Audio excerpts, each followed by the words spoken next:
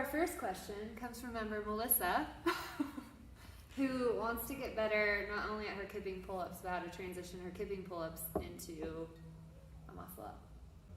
One of the biggest things that I see Melissa doing that she could work on is just really activating her lats, these muscles right under your armpit here, and pushing that bar away from you, and then swinging back through and letting that body. You got to kind of relax at the same time as tense up all the muscles. It's a really complicated thing, but once you get it, I think it moves pretty smoothly. I think one of the key things to focus on is proper kipping technique, going to the end range of motion, forward and backward in your shoulder joint, but also learning how to maintain and keep the proper hollow body position.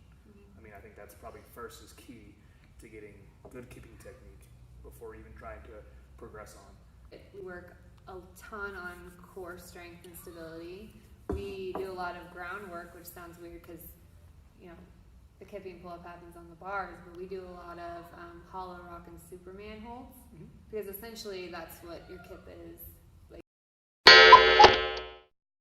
would it be safe to say that it wouldn't be as smart to start kipping until you have your strict pull-up?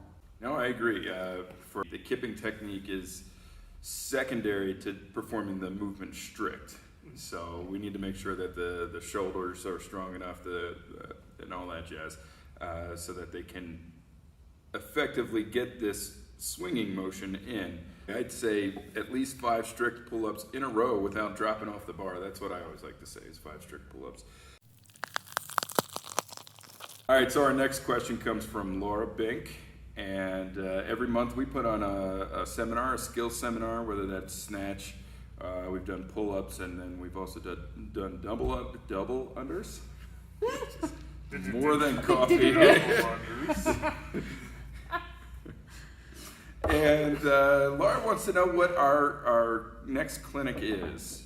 We're doing a 28-day nutrition challenge for the month of January.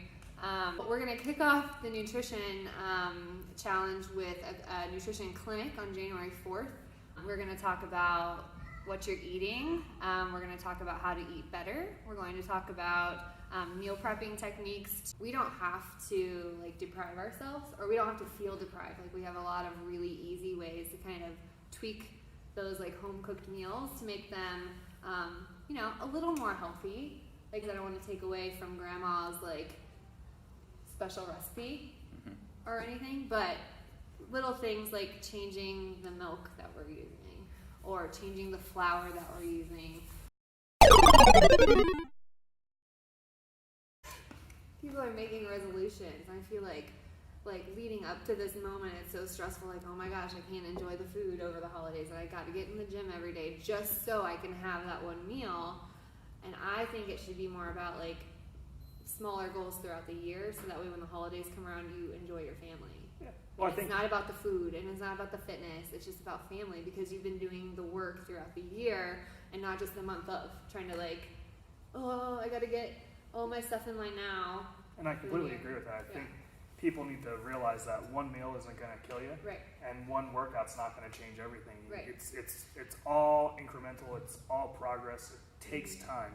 It's not going to happen overnight, and that goes for anything that we do in the gym. It's not just going to happen like this. Sorry for snapping my fingers so much. But the reality is, it takes time, it takes patience, and it's developing a craft and developing a habit. Yeah. So just got to stick with it. And that's the one thing that we would probably encourage, is just stick with it. Trust us that we're here to help you and that we're going to guide you along in this process.